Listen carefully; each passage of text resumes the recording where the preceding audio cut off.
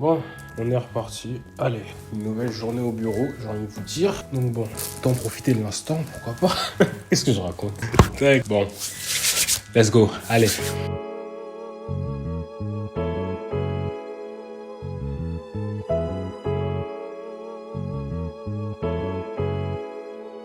Aujourd'hui, on se retrouve pour une nouvelle vidéo. Les amis, comment allez-vous? Aujourd'hui, on se retrouve pour une petite vidéo assez cool parce qu'aujourd'hui, on va parler d'un sujet, un sujet vraiment d'actualité. Je vais pas parler des nouvelles qui se passent dans le mood, rassurez-vous, on parle toujours de ma chaîne, hein.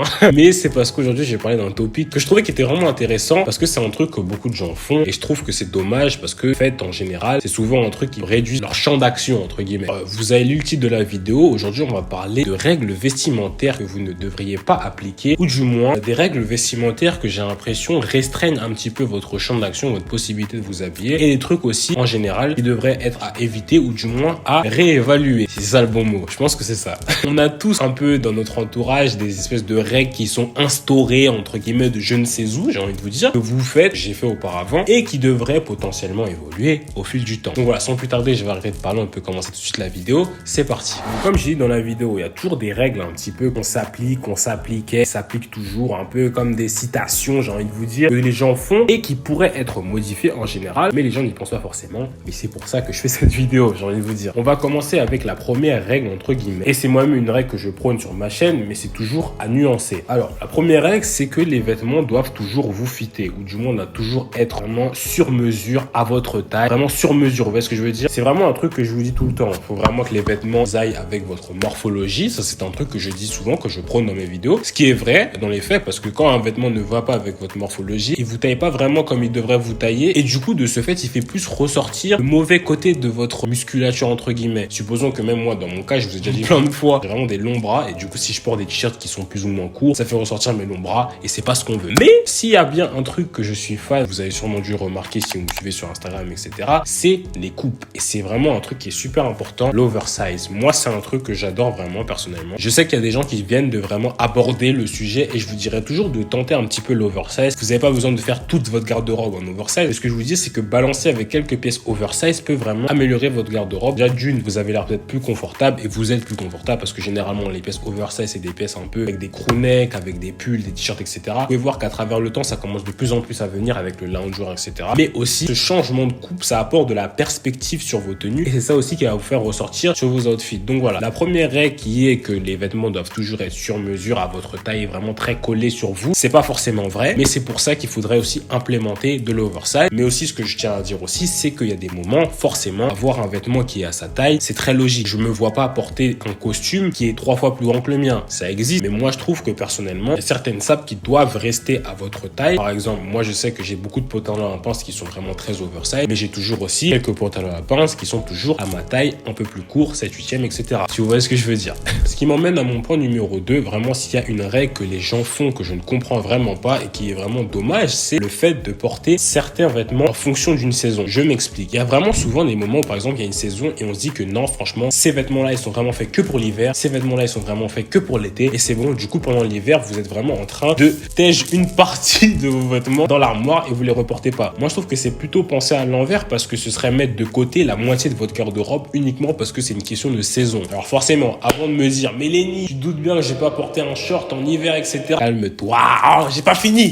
Ce que je suis en train de te dire, c'est vraiment que certes, vous pouvez changer de matière parce que c'est clair que quand l'automne, l'hiver, ça arrive, on va un peu mettre de côté les tissus un peu plus légers comme le lin, etc. Vous voyez, et vous opter par des matériaux un peu plus lourds comme le velours côtelé. Mais ce que je suis en train de vous dire, c'est qu'il y a certains vêtements de certaines couleurs. Pourquoi s'empêcher de mettre, je sais pas, des couleurs un peu plus vives en hiver sous prétexte que ouais, mais non, parce que c'est l'hiver. Vous voyez ce que je veux dire? C'est pas très logique. Si j'ai envie de mettre du rouge, du jaune, mais que ce soit les saisons, n'importe lesquelles, je fais ce que je veux en fait. Avec le budget que vous avez, si vous mettez une partie de vos vêtements à côté, généralement, c'est un mauvais rapport qualité-prix. Le vêtement, j'utilise 4 fois moins que ce que je devrais, sous prétexte que c'est pas la bonne saison pour le porter. Si c'est pas la bonne saison, c'est quand la bonne saison? Il y a pas de bonne saison, c'est moi la saison.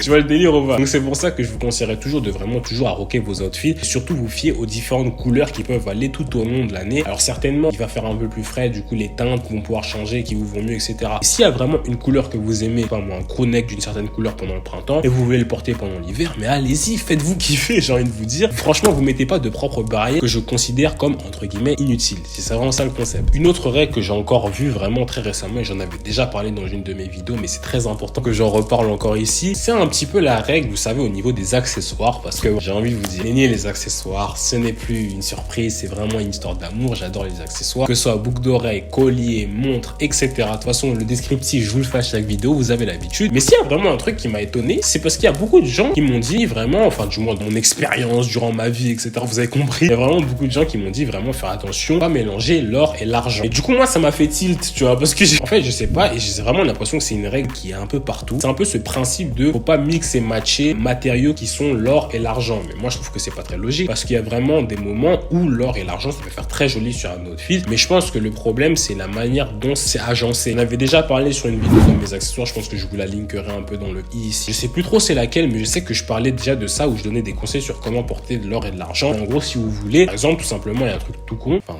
tout bête, et on va éviter de 1 parce que l'audience, hein, bah il y a un truc tout bête qui est tout simplement au niveau des montres. Les montres, ça existe très fréquemment, d'ailleurs vous pouvez voir ça même chez Rolex, etc. Les montres avec de l'or et de l'argent, vous savez, un peu tout tone, tout ça, les deux tons, bah ça c'est très joli sur un outfit. Vous avez un outfit full black, vous mettez votre montre avec les deux tons or argent, et moi je vous dis c'est pépite. Ou alors je pense que si vous avez un outfit full black et vous avez un collier en argent, un collier un peu plus long en or, je pense que ça peut faire très joli aussi. Mais je pense que ce qu'il faut faire, c'est qu'il faut juste faire attention à ne pas séparer les zones où vous mixez matcher les teintes. Par exemple, je peux faire que ici or, ici argent. Je pense que c'est mieux de mettre par exemple une bague là or, une bague là argent, et voir en fonction ce que ça donne. Mais voilà, tout est une question d'agencement. Mais en tout cas, la règle qu'il ne faut jamais mélanger l'or et l'argent, non, ça marche pas ici, ça marche pas, faut revoir, parce que vraiment, vous diminuez vos possibilités de faire des outfits très très quali. C'est toujours ça le truc en fait. Une autre règle qui est vraiment très fréquente, encore plus en ce moment, parce que j'ai l'impression que plus je grandis, j'ai l'impression que c'est un peu un sujet courant. Mais c'est plutôt un truc qui arrive dans ma tranche d'âge, parce qu'on sait jamais vraiment le moment où il faut dress up, entre guillemets. Mais en fait, c'est encore un truc que je vois et qui est encore à souligner. Souvent des moments où on dit que les personnes, du moins dans ma tranche d'âge, donc je dirais 18, 25 ans, peut-être 16, peut-être je sais pas. En tout cas, les jeunes, entre guillemets, j'aime pas utiliser cette expression,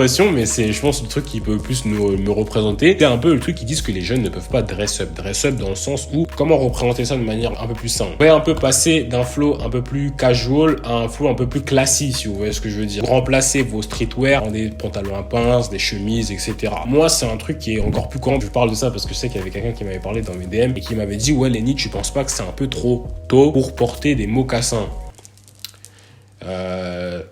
Non, tout simplement. Pourquoi attendre de porter un truc qui est déjà stylé sous prétexte que, ouais, on est trop jeune? Qu'est-ce qui qualifie le fait que je devrais pas porter un habit? Si je l'aime bien, je le porte. Et c'est encore un truc qui est très important. C'est un truc qu'il faut comprendre, c'est qu'il y a certains articles, que vous le vouliez ou non, qui reflètent quelque chose. Vous vous doutez bien que vous allez pas arriver à un date avec un jogo. Enfin, du moins ceux qui le font. Je respecte parce qu'il faut des balls pour le faire, mais c'est pas un truc que je ferais personnellement. Parce que qu'on le veuille ou non, les vêtements reflètent quelque chose par rapport à votre image, et du coup, le simple fait de dress up, que ce soit un entretien d'embauche ou à quelque chose d'autre, alors tout simplement par préférence. Il y a certaines pièces que je trouve très très belles, beau pantalon à pince, des belles chemises. Moi je trouve que des pièces comme ça, ce serait du gâchis encore une fois de pas les porter, juste par principe que oui, on est trop jeune donc on peut pas le faire. Ça fait un petit peu, genre déjà à partir du moment où il y a une expression qui fait ça fait un petit peu, je suis en mode stop, pause.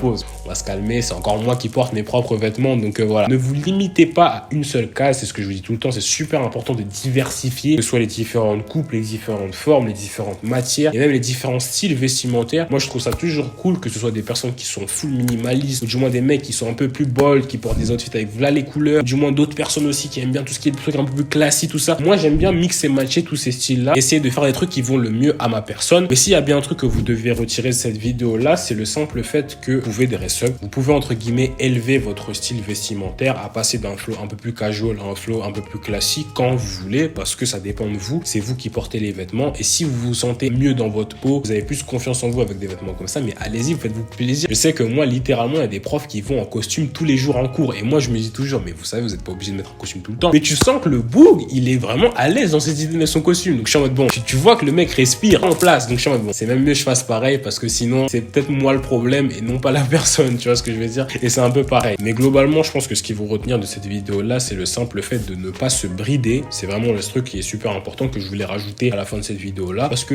c'est en se bridant, en se disant qu'il y a certaines règles vestimentaires à suivre, encore une fois contre-productif, parce que certainement, ces règles vestimentaires-là, elles ont été faites sûrement et elles allaient un type de personne, mais ces personnes-là ne sont pas forcément vous. C'est pour ça que moi, je vous dis toujours de prendre un peu plus du recul, voir ce qui vous va et de faire avec et d'aviser avec les différents vêtements que vous avez pour pouvoir faire les outfits qui vous sentent le mieux dans votre peau, qui vous font sentir les plus BG. Mais de toute façon, ça, je le prône tout le temps sur ma chaîne et je pense que vous avez à peu près compris le message. Donc voilà, c'est déjà la fin de cette vidéo. Ceci résumait un petit peu les différentes règles vestimentaires à ne pas suivre, vraiment. Je dis à ne pas suivre, mais encore une fois, c'est à mettre avec des pincettes. C'est vraiment à voir d'une manière différente, à réfléchir sur l'idée. Est-ce que vraiment cette règle, je dois vraiment la suivre? C'est vraiment ça le principe de cette vidéo-là, la perspective vraiment. Donc voilà, j'espère que la vidéo vous aura plu. Comme d'habitude, si la vidéo vous a plu, n'hésitez pas à mettre un petit pouce bleu à cette vidéo, ça me ferait super plaisir. N'hésitez pas à dire en commentaire s'il y a déjà une règle que vous avez suivie, jugée un peu inutile entre guillemets. Du moins, quelles sont les règles pour vous à ne pas suivre, ou du moins les trucs, les trends, je ne sais pas, dites-moi en commentaire. J'ai vraiment envie de savoir. Tu peux me suivre sur tous mes réseaux sociaux, notamment Instagram, c'est le réseau social sur lequel je suis le plus actif. Si tu me suis toujours pas sur Instagram, vraiment, je t'invite à le faire. C'est là où je poste, c'est là où je raconte ma vie, je réponds à vos questions, vous me posez des questions. Voilà, c'est vraiment l'endroit où j'interagis le plus avec vous en dehors de YouTube. Donc voilà, si tu me suis toujours pas sur Instagram, je t'invite vraiment à le faire. N'hésite pas à t'abonner à la chaîne si tu l'as pas encore fait. Si t'es pas encore abonné, c'est très simple. Tu descends juste en bas, tu cliques sur le bouton rouge, t'actives la cloche, c'est rapide, c'est gratuit, ça fait plaisir, ça donne la force. Que demande le peuple? J'ai envie de vous dire, je tiens encore une fois, comme à chaque vidéo, à vous remercier vraiment de toujours me suivre. Je vois que la communauté, comme d'habitude, elle grandit de jour en jour. On est de plus en plus sur la chaîne. Moi, ça me fait super plaisir. Alors oui, je tiens à dire que même si, bon, la communauté augmente de jour en jour, il y a toujours des personnes qui ne sont toujours pas abonnées à ma chaîne.